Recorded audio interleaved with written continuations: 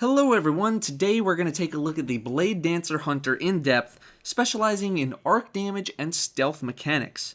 Much like the previous two videos, all of my thoughts are based on the in-game tooltips from the beta. Starting with grenades, you get the option of Flux, Skip, and Arc Bolt Grenade. Flux Grenade is a regular grenade that deals bonus damage if it's attached to an enemy. Skip Grenade splits on impact, creating projectiles that seek enemies, and Arc Bolt Grenade chains bolts of lightning to enemies.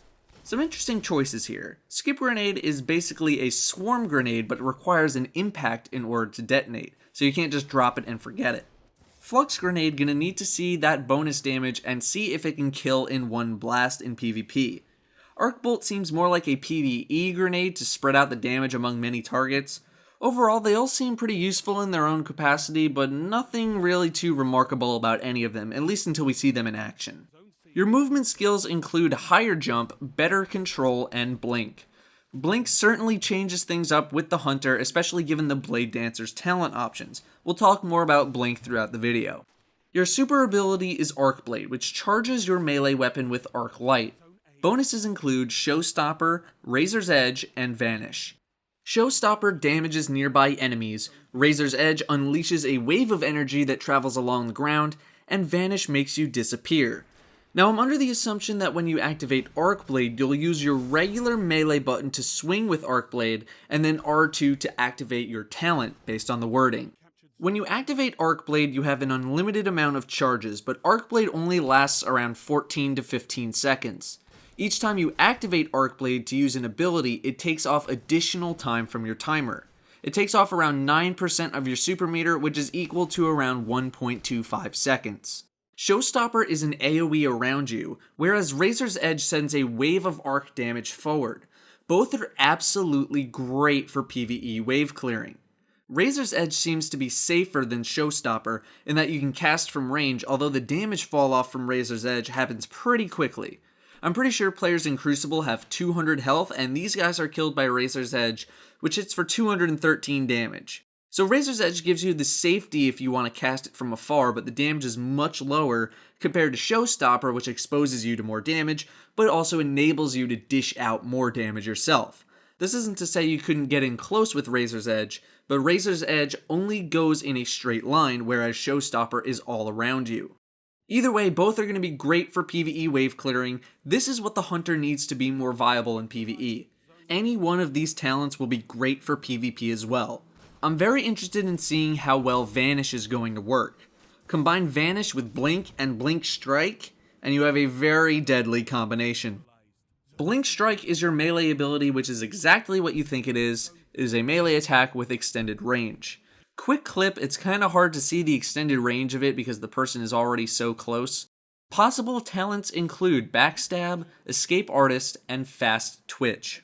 Backstab will deal more damage when you hit an enemy from behind, Escape Artist grants brief invisibility after hitting with Blink Strike, and Fast Twitch reduces the cooldown of Blink Strike. If Backstab does not kill in one hit in PvP, it'll be crap, and I think it's not that important for PvE. If Backstab does kill in one hit, then I see it being quite valuable in a PvP stealth build, especially with Stalker and other stealth talents. Escape Artist is a great PvP skill with some PvE utility for getting out of bad situations, or setting yourself up for a cleaner Arc Blade, and Fast Twitch is going to depend on how much of a cooldown reduction, but I can see it being super annoying with a full strength build for PvP. Stat upgrades, as usual, dealer's choice on this one, but I'd personally go high agility and high recovery. Speed to get you in and out of areas, then use stealth mechanics to get out, recover quickly, and then get back into the fray. First passive ability bonuses include Fleet-Footed, Quick Draw, and Shadowjack. Fleet-Footed increases max sprint speed and slide distance, Quick Draw immediately readies your weapon after dealing damage with any knife attack, and Shadowjack increases the duration of invisibility effects. If you stack any sort of invisibility effects, you get Shadowjack. End of story, it is way too good to pass up for the others. I feel like any situation that you'd want to pick up Fleet-Footed would also be a situation where Shadowjack would be infinitely more valuable. If you really like sliding or are just really good with sliding, then you can get Fleet-Footed. In PvP, I feel a lot of people are going to employ a stealth build with the Bladedancer, so Shadowjack is pretty much going to reign supreme on that. But Quick Draw is a great PvE skill. Weapon readiness, I feel, is very undervalued as a stat. Second passive ability bonuses include Encore, Stalker, and Hungering Blade. Encore extends the duration of Arc Blade whenever you kill an enemy, Stalker grants you invisibility after crouching in place for a short time, and Hungering Blade regenerates your health whenever you kill with Arc Blade and Blink Strike. Very good bonuses here. Stalker is a great PvP ability, that's all I really need to say about it. That, combined with Blink Strike, can teleport you all over the place. However, Encore, I think, will be the de facto PvE skill. Being able to extend the duration of Arc Blade in a PvE situation will be absolutely amazing. No doubt about it. Hungering Blade is an interesting in-between choice. We see in this clip that the health regeneration is immediate, which can be very good in PvE, where you're just slicing through tons of enemies and basically refilling your health bar instantly, and pretty solid in PvP, where getting that burst of health gives you a little more longevity. Even then, Encore is such a great bonus that I don't know if it could be topped from a PvE standpoint. If you're not going for a full stealth mode build, then I'd roll with Hungering Blade, otherwise, Stalker it is.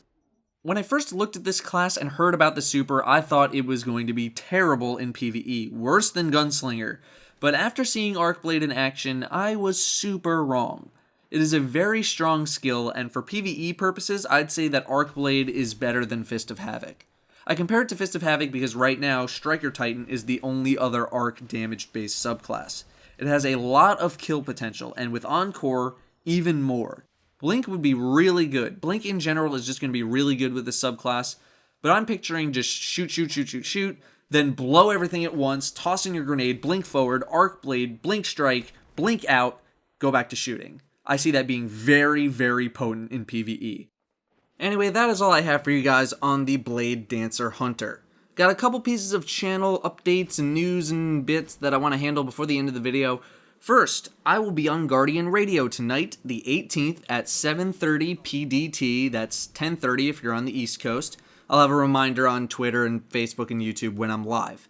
Next, I will be doing a comparison video between all 6 subclasses pretty soon. It's going to be PvE focused. I'm working on it now, trying to get that live on Wednesday. It's just a huge compilation of all my thoughts and ideas for how to spec yourself, everything I've been thinking about the subclasses. We'll talk more about the subclasses over there. Then I'm working on a giant FAQ on the most asked Destiny questions. Anyone who has been to my live streams knows the deal with that, and I'd rather just have one place to answer everything, whether it's a complete answer or it's just an I don't know. It'll have timestamps to every question as well. Beyond that, I have a couple of videos that I'm still trying to piece together to see if I can make something interesting out of them, but after those, there might be a bit of a content lull until release. I didn't die, I'm not going anywhere, so don't worry. Anyway, enough of that. Thank you guys for watching, and I'll see you next time.